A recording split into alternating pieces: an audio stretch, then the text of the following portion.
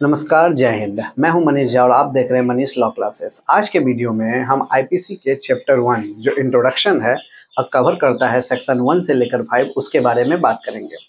IPC series का ये lecture 2 है। लेक्चर 1 जो था वो था बेसिक नॉलेज ऑफ आईपीसी। वो आप प्लेलिस्ट में जाकर देख सकते हैं। आईपीसी का वो इंट्रो क्लास था और ये एज पर चैप्टर इंट्रोडक्शन है कि आईपीसी कहाँ एप्लीकेबल होगा, किन पर अप्लाई होगा, कैसे अप्लाई होगा। ठीक है। और इनके आने वाले जो है चैप्टर 2 ये भी आपका जनरल एक्सप्लेनेशन ही, और चैप्टर 3 से पनिशमेंट चालू हो जाता है। तब आप ज़्यादा एक्साइटेड हो जाते हैं कि ऑफेंस क्या होता है, पनिशमेंट क्या हो जाता है। ठीक है। उसके पहले चैप्टर 1 और चैप्टर 2 के बारे में हम समझेंगे। आज हम चैप्टर 1 के बारे में समझते हैं, इंट्रोडक्शन, जो कवर करता है सेक्शन 1 से लेकर 5, टोटल 5 सेक्शन। सेक्शन 1 देखिए क्या कहता है। सेक्शन 1 कहता है title and extent of the operation of the code. British जब इस कानून को बना रहे थे तो उन्हें ये कानून 45th एक्ट में मिला था। मैंने 45वां कानून बन के तैयार हुआ था और जिसे नाम दिया गया आईपीसी। इसीलिए कहा जाता है इसको कि this act shall be called IPC, मतलब इंडियन पिनल कोड। और दिस एक्ट का मतलब 45th number act, 45th act को कहा जाता है आईपीसी, इंडियन पिनल कोड। और it extend to the whole of India, और ये पूरे इंडिया में अप्लाई होगा। अब देखिए, कोई भी रूल बुक जो था, जो लॉ बुक था इंडिया का, पहले जब तक 370 आर्टिकल 370 नहीं हटा था, आपको यही नजर आता होगा जहां भी कोई रूल लगेगा it extend to the whole of India excluding Jammu and Kashmir. लेकिन 31 अक्टूबर 2019 के बाद अब देखिएगा, कोई भी जो रूल बुक मिलेगा आपको, जो इंडिया का लॉ होगा, उसमें यही लिखा रहेगा it extend to the whole of India including Jammu and Kashmir. ठीक है। अब बगल में आपको डेट मेंशन मिलेगा 31 अक्टूबर 2019। तो सेक्शन 1 भी क्लियर कट समझ लीजिए कि पहला सेक्शन ये कहता है कि जो एक्ट है 45th नंबर एक्ट, इस एक्ट को हम आईपीसी कहते हैं, इंडियन पिनल कोड, और ये पूरे इंडिया में अप्लाई होगा including Jammu and Kashmir from 31 October 2019। Clear है। चलिए सेक्शन दूसरे को समझते हैं। दूसरा सेक्शन ये कहता है कि punishment of offence committed with in India. कोई भी ऑफेंस अगर इंडिया में कमिट होता है तो उसके ऊपर पनिशमेंट चार्ज होगा एज पर आईपीसी। अब इंडिया, तब इंडिया के साथ साथ इंडिया की तो पूरे टेरिटरी, जहां तक उनका क्षेत्र होगा उस सब में भी कहीं भी ऑफेंस होगा, और कोई भी पर्सन करे, चाहे वो सिटीजन हो या नॉन सिटीजन हो, सबके ऊपर जो भी कोई एक्ट करता है या ओमिशन करता है जो कानून के नज़र में ऑफेंस है, उसके ऊपर ये आईपीसी चार्ज होगा। क्लियर है। एवरी पर्सन का बात किया गया है, ध्यान दीजिएगा, चाहे वो सिटीजन हो, नॉन सिटीजन हो, कोई भी ऐसा एक्ट या ओमिशन करता है जो कानून की नज़र में ऑफेंस है, तो उसके ऊपर ये पनिशमेंट चार्ज होगा, आईपीसी चार्ज होगा, चाहे वो इंडिया के किसी भी टेरिटरी में क्यों ना हो। ठीक है। अब इंडिया के टेरिटरी में समझ लीजिए, लैंड तो आप समझते ही हैं, वाटर और मेरीटाइम में भी होगा। ठीक है। अब पानी में जैसे आप एक ज्योग्राफिक पॉइंट ऑफ व्यू से समझ लीजिए, जैसे ये नीचे का पार्ट है इंडिया का, तो ये हो गया आपका क्या, ईस्टर्न घाट, और ये हो गया आपका वेस्टर्न घाट। ये ईस्टर्न घाट, ये वेस्टर्न घाट। इसी साइड आपको मिलता है कोरोमंडल कोस्ट, और इस साइड मिल जाता है आपको मालाबार कोस्ट। अब इधर देखिए, इस साइड में आपको मिल जाता है क्या, लक्षद्वीप आइलैंड, जो अंडर अरेबियन सी है। ठीक है। और इधर आपको मिल जाता है क्या, अंडमान एंड निकोबार आइलैंड, जो बे ऑफ बंगाल है। ठीक है। तो अब इन टेरिटरी पर भी, जो यूनियन टेरिटरी है, इन टेरिटरी पर भी अगर कोई ऑफेंस होता है उसके ऊपर भी आईपीसी एप्लीकेबल होगा। और एज वेल एज ये जो आप सी का जो डिफरेंस दिख रहे हैं, समंदर में भी अगर होगा उसके ऊपर भी एप्लीकेबल होगा। तो समंदर में सब जगह अगर होगा वहाँ रिस्पॉन्सिबिलिटी नहीं है, उसका एक समझिए कहाँ होगा, तो उसके ऊपर कुछ बनाया गया है। जैसे समझ लीजिए, जो पहले 12 नॉटिकल्स माइल हैं, 12 नॉटिकल्स माइल, वो हो जाते हैं टेरिटोरियल जोन।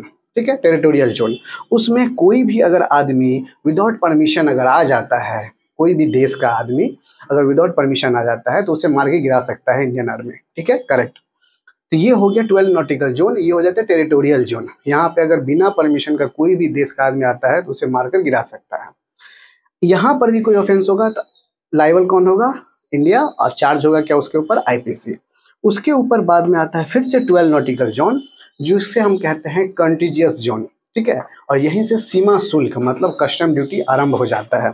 अब इस बीच में अगर कोई आता है तो उसे मारकर गिरा नहीं सकते हैं, बशर्ते उसे कस्टम ड्यूटी ले सकते हैं कि आप यहाँ पे आए हैं किस लिए, दीजिए सीमा शुल्क हमें इसलिए। ठीक है। तो यहाँ पे कंटीन्यूस जोन में आपको कस्टम ड्यूटी लग जाता है, और इसी जगह में आपका कोई भी शिप आए, एयरक्राफ्ट आए, तो उनसे कस्टम ड्यूटी ली जाती है, जिसे हम CZ कहते हैं। ये हो गया टेरिटोरियल जोन। अब यहाँ से 200 mile, 200 nautical mile, 200 nautical mile हो जाता है एक्सक्लूसिव इकोनॉमिक जोन, मतलब EEZ। ठीक है, EEZ। और इसमें भी विदाउट परमिशन कोई आ तो सकता है, जा तो सकता है, लेकिन कोई व्यापार नहीं कर सकता, अपना हक नहीं जमा सकता। आप सोचते होंगे कि पानी में कौन सा व्यापार होगा, तो ये इकोनॉमिक जोन है, बहुत इंपॉर्टेंट होता है किसी भी देश के लिए। जितना इकोनॉमिक जोन होता है, एक्सक्लूसिव इकोनॉमिक जोन, समझ लीजिए उस देश का डेवलपमेंट उतना ही अच्छा होता है, क्योंकि यहीं पे पेट्रोलियम मिलते हैं, फिशिंग का काम ज़्यादा होता है। तो इस सब देश में भी कोई दूसरा देश अपना हक नहीं जमा सकता कि यहाँ पे फिशिंग का काम या पेट्रोलियम का काम हम करेंगे, क्योंकि ये जिस देश से नियर बाई में रहता है एज पर डिस्टेंस, उसी देश का वो टेरिटरी माना जाता है। जैसे पहला 12 टेरिटोरियल जोन हो गया तो वो भी इंडिया का होगा। फिर कॉन्टिजियस जोन हो गया CZ, जो 12 नॉटिकल माइल है, वो भी इंडिया का ही होगा। उसके बाद जो 200 नॉटिकल माइल है, जिसे हम एक्सक्लूसिव इकोनॉमिक जोन कहते हैं, वो भी इंडिया का ही होगा। ठीक है, और उसके बाद से लग जाता है इंटरनेशनल लॉ, हाई सी।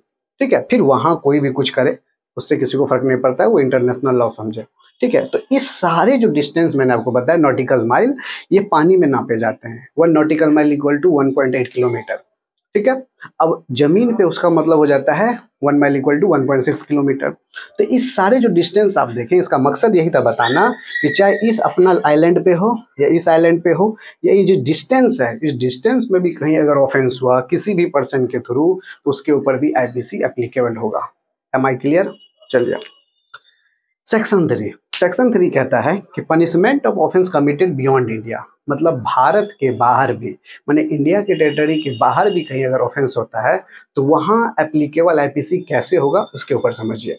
तो देखिए, कोई पर्सन अगर वो इंडिया का है, सिटीजन इंडिया का है, और अगर बाहर जाके कोई वो अपराध करता है, ऑफेंस करता है, तो जब वो वापस आएगा इंडिया, जब वो अपने इलाके में आएगा, उसके ऊपर फिर से अप्लाई होगा IPC। ठीक है, अगर मैं इंडिया का नागरिक हूँ, सिटीजन हूँ, और बाहर जाके कोई ऑफेंस करता हूँ, मर्डर करता हूँ, वापस जब अपने देश आऊँगा, अपने इलाके में आऊँगा, तो यहाँ मेरे ऊपर IPC एप्लीकेबल हो जाएगा। इसका छोटा एग्जांपल समझिए, बाईगैमी। बाईगैमी का मतलब होता है एक पर्सन 2 शादी करता है। मान लीजिए इंडिया में वो एक शादी कर चुका है और बाहर जाके भी अगर वो शादी करके आया तो इलीगल है इंडिया के लॉ के हिसाब से। तो जब वो यहाँ आएगा तो उसके ऊपर क्या हो जाएगा, IPC एप्लीकेबल हो जाएगा, बशर्ते यहाँ पे एक लूप होल्स है। लूप होल्स क्या है, यहाँ कहा गया कि मान लीजिए कोई सिटीजन यहाँ का है और दूसरी जगह जाके ऑफेंस किया, तो जब वो आएगा तब ना उसे सजा मिलेगी। मान लीजिए अगर वहीं जाके सिटीजनशिप ले लिया, आर्टिकल 9 जो सिटीजनशिप मैंने पढ़ाया था कॉन्स्टिट्यूशन में पार्ट 2, तो वहाँ अगर एज पर आर्टिकल 9 कोई सिटीजनशिप ले लेता है तो वो ऑफेंस नहीं है, अपना मन से वॉलेंटरी सिटीजनशिप ले ही सकता है। अगर वो उस देश में जाके सिटीजनशिप ले लिया, आया ही नहीं, तो IPC लगेगा कैसे, क्योंकि अब तो सिटीजन ही नहीं है। ठीक है, तो यहाँ पे ये एक लूप होल्स है और इसी का बहुत फ़ायदा उठाते हैं। आप देखते होंगे बहुत सारे ऐसे जो फ्रॉड करते हैं, वो दूसरे देश में चले जाते हैं, वहाँ सिटीजनशिप ले लेते हैं, फिर आते ही नहीं है। तो उनके लिए फिर उनको लाना और उनको पनिशमेंट देना भी मुश्किल हो जाता है, जो अभी तक बहुत मुश्किल हो जाता है। फिर होता है क्या ना, देश से देश का मैटर हो जाता है, बड़े बड़े कोर्ट इंटरनेशनल लॉ से बात करने वाला मैटर होता है, क्योंकि कोई भी देश अपने सिटीजन की रक्षा करने के लिए कुछ भी करेगा, तो फिर वो अपने देश के सिटीजन की रक्षा करने के लिए कुछ भी उतर आते हैं, तो वहाँ इस सेक्शन का एक लूप होल्स आ जाता है। ठीक है, लेकिन सबको तो मिलती भी नहीं है सिटीजनशिप, इसलिए याद रखिएगा सबको तो नहीं मिल सकती। तो कोई आप पर्सन अगर दूसरे देश में जाकर ऑफेंस कर दिया, वापस वो जब आएगा तो उससे सजा मिल जाएगी। यहाँ पर भी एनी पर्सन है, मान लीजिए कोई आदमी यहाँ फॉरेनर आया, ठीक है, और जाके दूसरे आइलैंड में जाके इंडिया में आया और जाके अंडमान निकोबार आइलैंड में कोई ऑफेंस कर दिया, तो उसे भी पनिशमेंट मिल जाएगी। ठीक है, ऐसा नहीं है कि वो बच जाएगा, उसे भी ऑफेंस मिलेगी। अब सेक्शन 3 समझ गए, सेक्शन 4 समझिए। सेक्शन 4 कहता है कि extension to extra territorial offence, मतलब अपने टेरिटरी में तो ऑफेंस करने से पनिशमेंट मिल ही रहा था, अब एक्स्ट्रा भी मिलेगा। तो कहाँ मिलेगा एक्स्ट्रा टेरिटरी?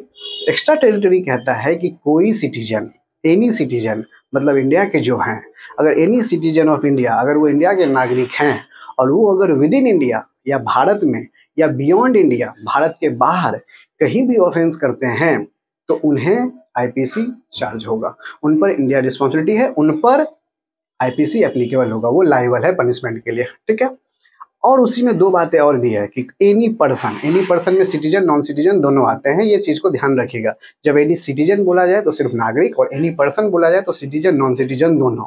अब any person on any ship या एयरक्राफ्ट जो रजिस्टर्ड बाय इंडिया हो, मान लीजिए कोई शिप पे अगर जा रहा है जो रजिस्टर्ड बाय इंडिया है, या कोई एयरक्राफ्ट से उड़ रहा है जो रजिस्टर्ड बाय इंडिया है, कोई शिप अगर यहाँ से इंडिया से चला है विदेश के लिए, या कोई इंडिया से एयरक्राफ्ट चला है यहाँ से विदेश के लिए, तो वो रजिस्टर्ड बाय इंडिया है, और उसमें अगर कोई ऑफेंस होता है और उसमें कोई सिटीजन हो या नॉन सिटीजन हो, उससे फर्क नहीं पड़ता है, वो रजिस्टर्ड बाय इंडिया है ना, शिप हो या एयरक्राफ्ट हो, और उसमें अगर मर्डर हुआ या ऑफेंस हुआ, कुछ भी हुआ, तो पनिशमेंट कौन देगा उसे? आईपीसी, इंडियन पिनल कोड देगा। करेक्ट है। कोई पर्सन जो शिप में हो या एयरक्राफ्ट में हो, अगर वो शिप या एयरक्राफ्ट रजिस्टर्ड बाय इंडिया है, तो उसके ऊपर जो पनिशमेंट चार्ज होगा वो आईपीसी देगा। क्लियर। उसी तरह एक और बात का जिक्र है यहाँ पे कि कोई भी person, any person at any place targeting computer resource of India, मतलब दुनिया के किसी कोने में क्यों ना हो, कोई भी आदमी, चाहे वो सिटीजन हो या नॉन सिटीजन हो, अगर इंडिया के कंप्यूटर सोर्स को टारगेट करने का कोशिश किया या कुछ ऑफेंस ऐसा वो कर दिया, तो आईटी एक्ट के तहत भी उसे सजा मिलती है और इधर आईपीसी भी उसे सजा देगी। जैसे समझते हैं ना, फेक कॉल सेंटर जो होते हैं, जो लोगों के ओटीपी पासवर्ड ये सब इसीलिए मना किया जाता है आरबीआई के थ्रू, ये सब ना प्रोवाइड करे। उसके थ्रू अगर कोई फर्जी काम करते हैं या फेक काम करते हैं और किसी कंप्यूटर हैक करने की कोशिश करते हैं, जो हैकर लोग होते हैं, वो अगर किसी भी कोने में क्यों ना रहे, अगर वो इंडिया के कंप्यूटर को, रिसोर्स को अगर लोकेट करने का कोशिश किए, टारगेट करने का कोशिश किए, कोई ऐसा ऑफेंस कर दिए जो अंडर आईटी एक्ट या आईपीसी एक्ट वो पनिशेबल है, तो उसे आईपीसी सजा देगी, इंडिया सजा देगी। फिर वो ये नहीं कर सकता कि हम तो सिटीजन नहीं है। इसलिए यहाँ जिक्र है एनी पर्सन। ठीक है, इसलिए मैं कहता हूँ एनी पर्सन में सिटीजन नॉन सिटीजन दोनों आते हैं, और जहाँ सिर्फ सिटीजन रहेगा वहाँ तो सिर्फ नागरिक आएंगे।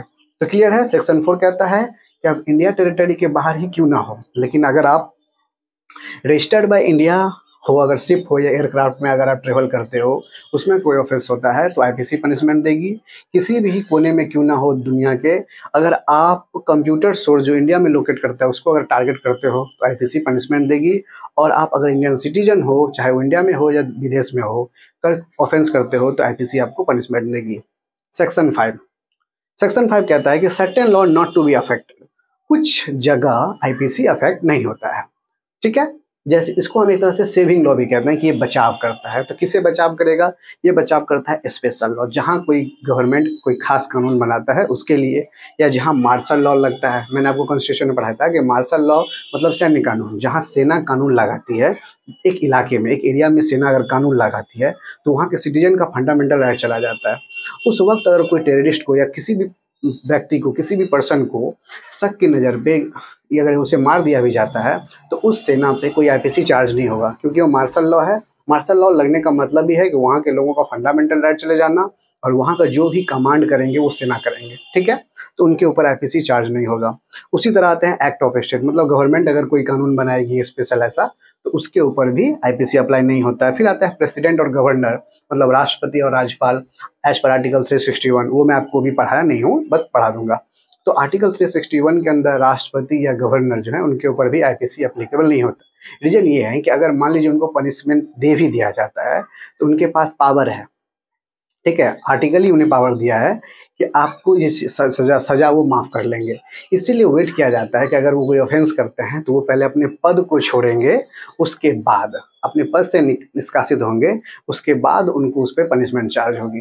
तो फिलहाल आर्टिकल 361 के अंदर आईपीसी उनके ऊपर एप्लीकेबल नहीं है। ठीक है। उसी तरह आते हैं फॉरेन सेक्रेटरी, माने विदेशी कोई सम्राट आते हैं, ठीक है, तो उनके ऊपर भी आईपीसी एप्लीकेबल नहीं है। फिर डिप्लोमेट, एम्बेसडर, मतलब राजदूत लोग जो होते हैं उनके ऊपर भी आईपीसी अप्लाई नहीं है।